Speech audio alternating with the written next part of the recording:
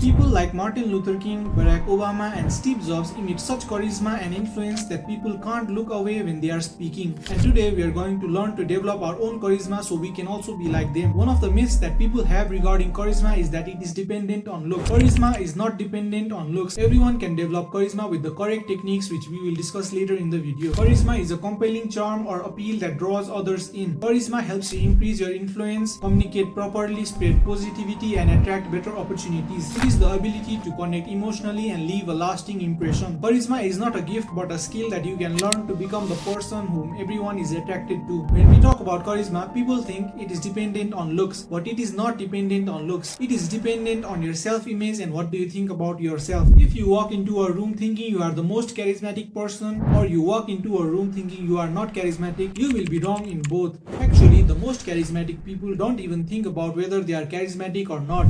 They just are. If you truly think you are charismatic, then you won't need other people's validation on it. Truly charismatic people don't even have an intention of being charismatic, and that is what makes them so appealing to others. It's about recognizing your self-worth and not letting outside people judge your charisma. The most important thing that you need to learn about charisma is that it's all your mindset. Win the internal battles and let go of other people's opinions about you. When your roots are strong, which in this case is your internal self-belief, you will not care about external validation that much. And the way to set proper roots is to develop yourself and become your best version. It might take time and practice, but it is far more important than any other technique. When you have established proper roots, then even the biggest storm will not shake you, which in this case is outside criticism. When you are comfortable with yourself, you have no concerns. You are just calming and magnetic. Even if you make a big social blunder, because you are comfortable with yourself, you acknowledge that you can also make mistakes and not take them to heart but learn from them. It is also very important to let go of wanting to control things or people's perspective on you. When you try to control, then if it doesn't go according to your plan, then you will panic and mess everything up. So just go along with the flow. Flow is the state of trust that whatever happens, you will be fine and you will take care of it. If you are watching this video, I know that you have this higher version of yourself who does everything that you want to do and who has everything that you want. Now, I want you to think of this person and create a mental image of the things and traits that they have. How does your higher version spend their day? What activities do they do? Write them and make a plan on how to start implementing that in your current daily life, and start doing those on a smaller, manageable ways. And slowly, when you follow these habits that your higher version does, you will become your highest version. To actually become your highest version, you can focus on these three aspects of your life, which are physical, mental, and spiritual. To build physical health, exercise regularly, eat whole foods, sleep 7 to 8 hours. For mental health, practice gratitude, mindfulness, read books to sharpen your mind. For spiritual health, spend time in nature, meditate. Many times we become very motivated and say we will do this and we will do that, but we don't actually follow through on it. When we say I will do this and when you don't do it, it creates a laziness and procrastination pattern in your brain, and your words and goals become just words that you say to yourself, and that is a problem. Sometimes what we say we will do and what we actually do are very different, but this has to change. You need to become a man of your words. You have to follow through no matter how hard it is. When you do what you say you will do, you will build more willpower, and your self-worth and self-confidence will also increase, which in turn increases your charisma. Let's not try to charm other people's, but focus on becoming our best version so people naturally become attracted to us. When I was a child, I used to do everything that I wanted to do without thinking what others will think of me. And over time, as I thought about everyone else's opinions on me, I started to do less and less things that I liked, and people's opinions on me became more important than truly enjoying what I like to do. As we grow older, we tend to think about what people think about us, and that can lead us to do things that we don't actually like, but we just do it to fit in. But it will destroy your self-image and charisma. When you do something that you don't want to do, it will show through your expression or your body language. When you do something that you want to do, then your body language and your expression will be very different than when you don't want to do something. There might be things that you want to do which you are not doing, and there can be many reasons why you procrastinate, but there will never be enough time for you to pursue the things that you want to pursue. So just start with whatever you have and make improvements along the way.